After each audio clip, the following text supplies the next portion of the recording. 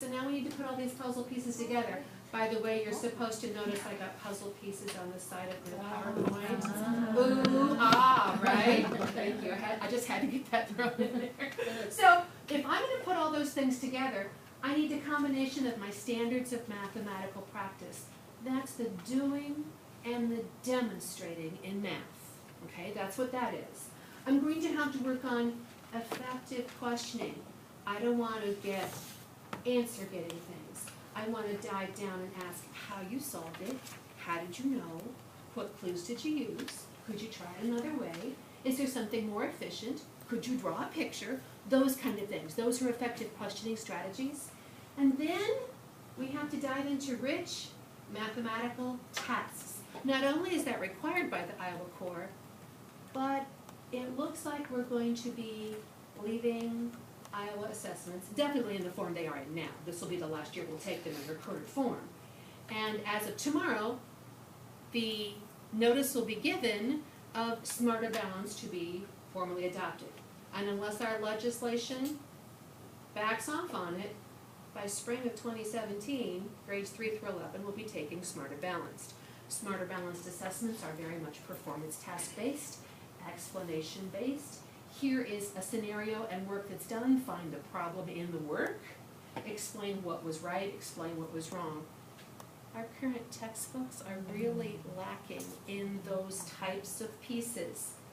Now, if this truly goes through and Smarter Balance does become the test for Iowa, we have 1 year to get our kids up and running on that. Okay, the time is now.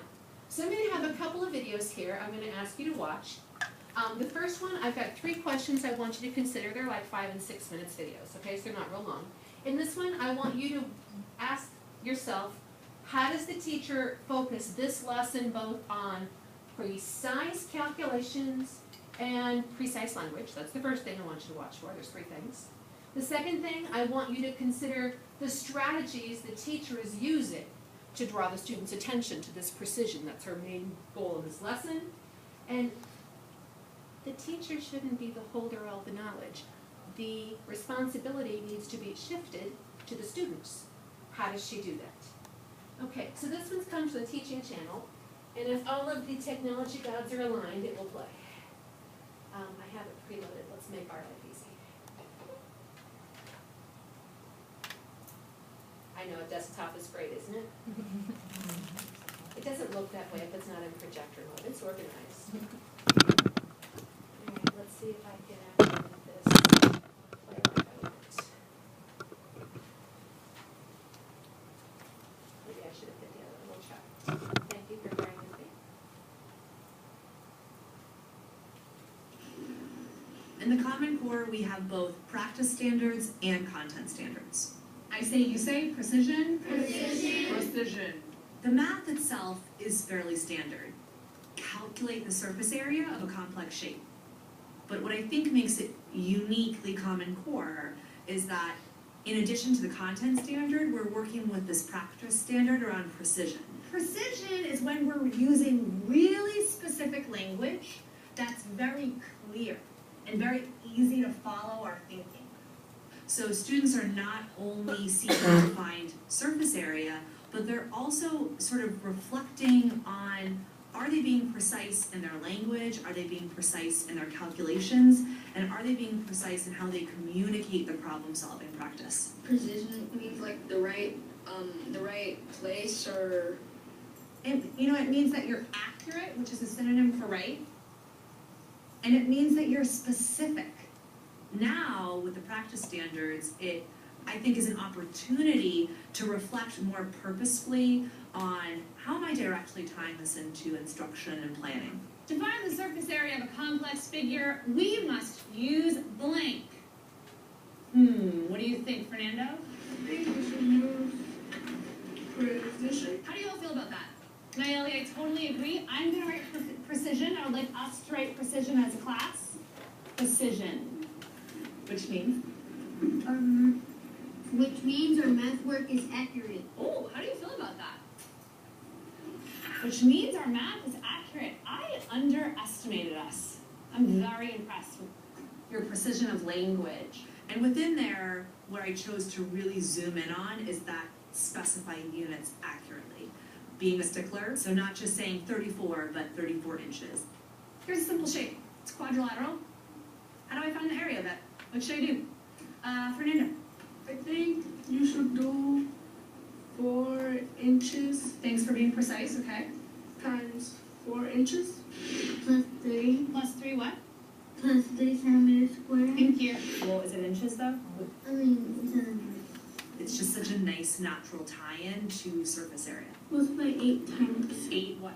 8, it's okay, you're so close, 8 centimeters times. 6 centimeters. So let's write it down. Can I write it? I should have asked. Can I write it on your paper? Yeah. Thank you, ma'am. Times 6 centimeters. And what is our product? 48. 48 what? French fries? So 40.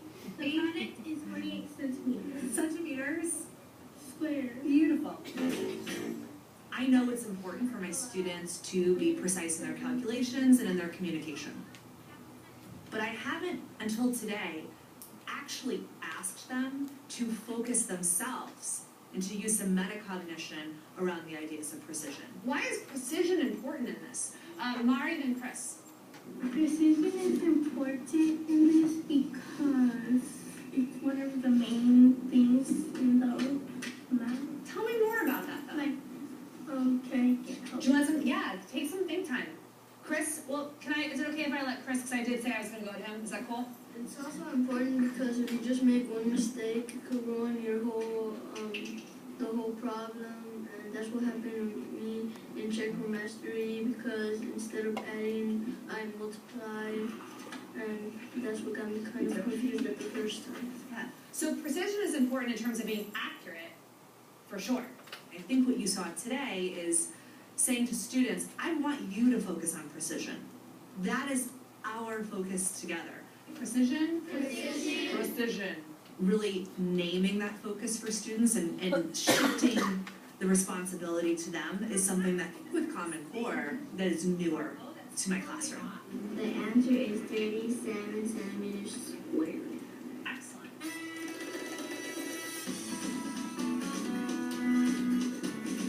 I think it's a great thing.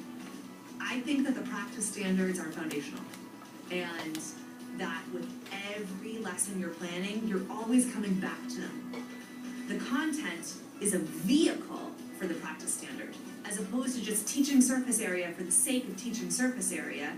We're also teaching it to teach precision.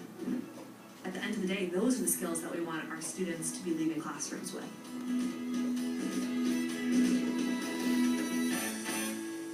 Okay, let's see if I can get my PowerPoint back up, and let's take a look at those questions again.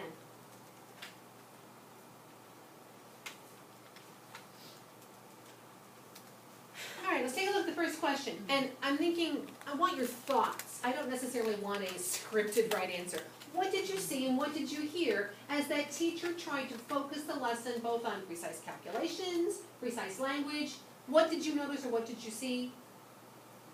Saw a lot of whole brain teaching stuff. Like her, at the very beginning she said something and then they repeated her because that's how they've been trained to do it. And like the I agree thing, sign language thing, and active engagement, and they were. And what I found interesting too is the girl with the pink sweater at the end, when she asked her, she was very confident in what she was supposed to say to begin with. And then you could tell once it turned to her own thought, then she was like, oh, I don't know.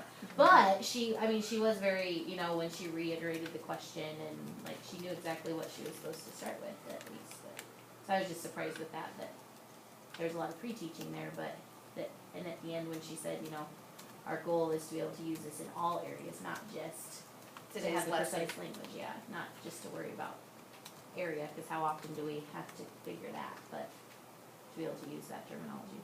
Thank you. More thoughts? She held them accountable, she didn't just let it slide. 8 what, French fries? Yeah. No, inches what, inches squared, Exactly. she kept going until they gave her the precise answer. Good. Anybody else? What about when she wrote precision, and then she used synonyms, and she put those up on the whiteboard, and she noted those down, tried to give them additional ways to hang their knowledge of that word onto something maybe they already knew. It was interesting that, you know, we probably do that. Label your answer. Label your answer. Tell what it's about. What are you talking about? But I don't think we call it precision.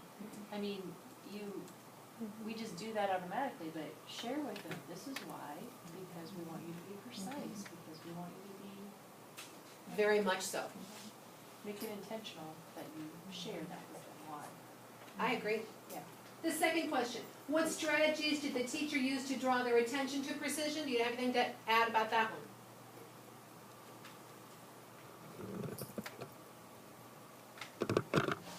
Again, keeping after that precision. She Until they re- gave the precision. Repeated it. She repeated it. And the way She re- said it, slowly and purposefully.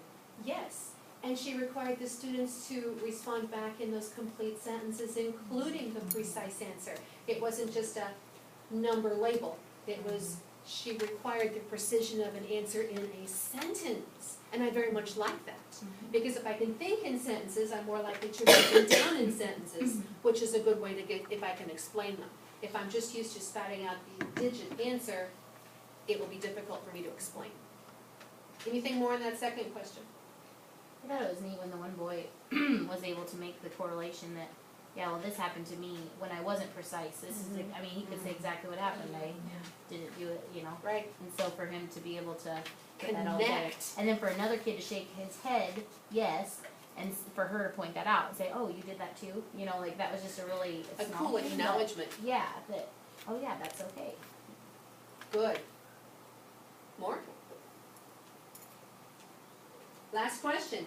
How did the teacher begin to shift the responsibility of learning onto her students? They began sharing and explaining. Did you see the collaboration between them? I mean, she was kind of talking over it, but you could see them in the background doing that? That's exactly right. So peer-to-peer interaction, I think, is really important.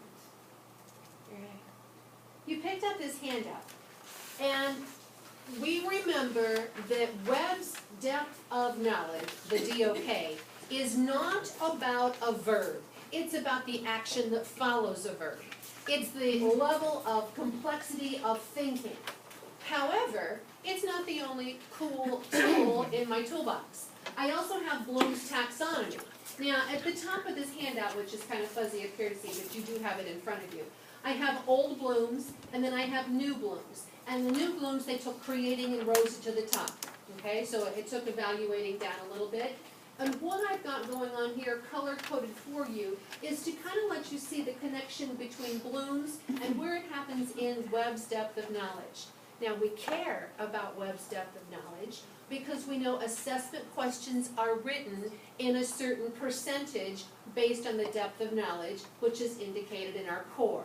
So when I'm trying to get my effective questioning strategies going, I want to be able to raise my question levels up in Bloom's, where some of those verbs that you have, your lists of, may help you craft questions to raise to a higher level. I thought this was a piece that might help you begin to tie those two ideas together. DOKs are not taxonomies, so I don't have to say level 1s are bad. In fact, I have to have level 1s. I have to know exactly how to make a 10. I have to know exactly my basic facts. That's level 1s. But I can do other things because I know those. All right, we have one more video, and this video is a combination of math gurus, math leaders, people in the field, highly respected people, and they're going to talk to us a lot about the conceptual learning, why they believe it's important, and this is again about 5 minutes. So let's see if I can get that one set up here for us.